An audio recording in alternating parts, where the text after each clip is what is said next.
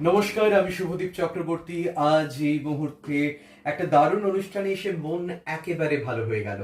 অনুষ্ঠানটার নাম আপনারা প্রত্যেকেই জানেন, আ কাপ অফ চা উইথ অরুণিমা। অরুণিমাদির এই আয়োজনে বিভিন্ন ক্ষেত্রের বিশিষ্ট মানুষেরা প্রতিটি পর্বে এসে থাকেন। তারা শোনান তাদের জীবনের সাফল্যের ঘটনা। আমিও আজকে শেয়ার করলাম এই পর্বে অরুণিমাদির সাথে আমার জীবনের বিভিন্ন ঘটনা।